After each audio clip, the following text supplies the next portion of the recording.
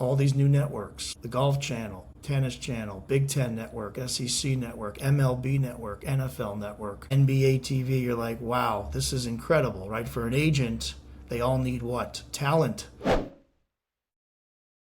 It's interesting you mentioned college. Wanted to talk about, the impact of NIL on college football, college basketball, and what's happening there. Plus, just how the networks are covering this, and now there's so many networks, right? When we grew up, it was NBC, ABC, CBS. Now the list goes on, right? Well, I'll take you back. I mean, my history, just real quick, is I graduated college in 1991. I think we're around the same age. Yep. And you might be a little younger. One year. 1 year. And as you know, there was no email back then, so you go and pound on doors and trying to get a job. And I found, after sending out 500 letters in sports, it could have been anywhere, a team, a league, a sports marketing company, an agent. I just sent out letters. And I get one letter back, and it says, please call us when you get this. I'm like, there's no website. I don't know what this is, right? So it turns out it was an agency in New York that represented sports broadcasters. And this was 1991. And I said, wow, I didn't even know these guys had agents. I'm watching ESPN like you in the 80s. These guys have agents. I just think players have agents, not broadcasters. So that was my first introduction to an agent representing broadcasters and talent. So I worked for them for a year. Then I went to law school, worked for another agent representing players, then came back to New York in 1995 and found an agency that represented broadcasters. So I've been in this business a long time. It's really all I know. I love it. I'm still passionate about it. And, that was, I don't even know, 9 years. Then, as I mentioned, I was on my own for 12 and then joined the Montag Group.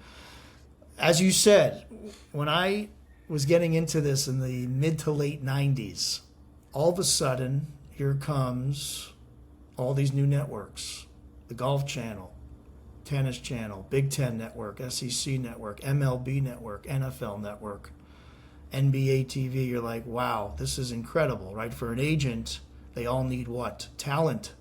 And it was just an incredible period when you couldn't stop. You just couldn't find enough talent to fill all these things. That's how crazy it was. And there's as you say, so many networks today covering NIL, covering everything under the sun. And that's one of the reasons why I joined Sandy in 18, to be honest. I just couldn't keep up with every digital network, and then of course the streamers of late, but every digital network, every outlet. I needed more of a team and a group. I just couldn't do it myself anymore.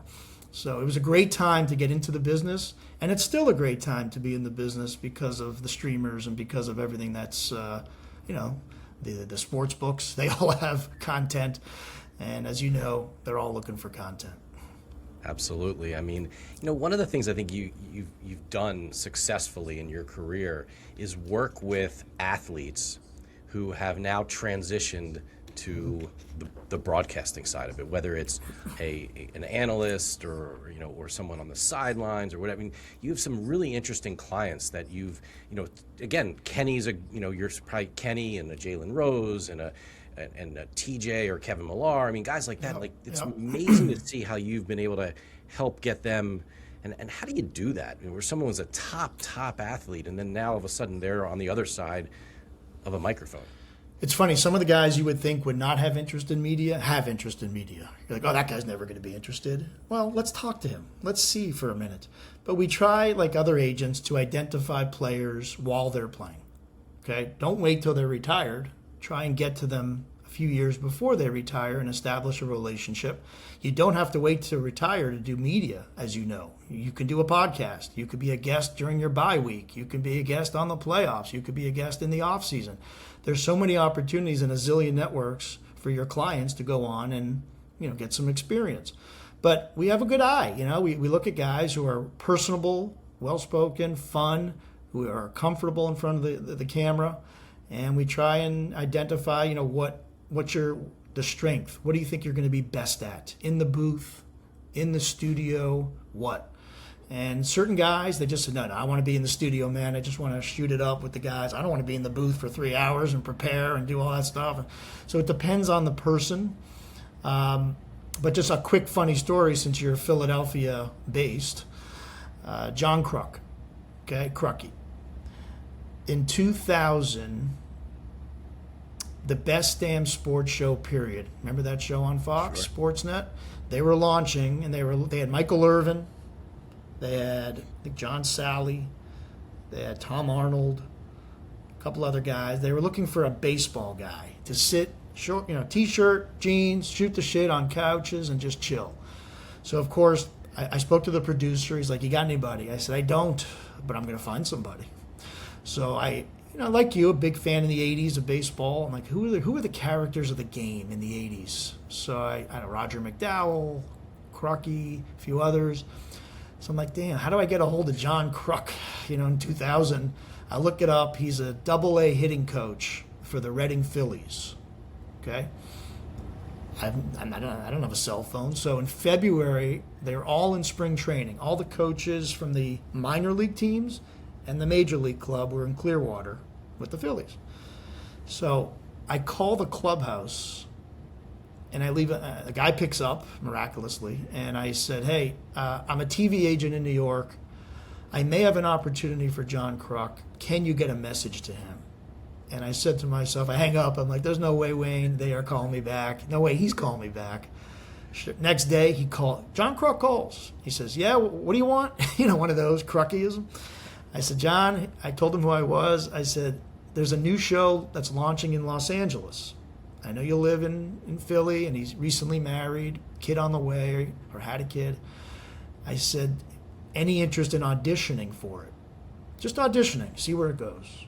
It's your type of show, John. You're just shooting it, the shit, talking with the boys. Here's who they have. But it's an everyday show. It's a Monday through Friday show. You'd have to live in Los Angeles. Let me talk to my wife." Calls his wife. Next day, he calls me back, or 2 days later, says, "Yeah, all right, I'll go out and audition."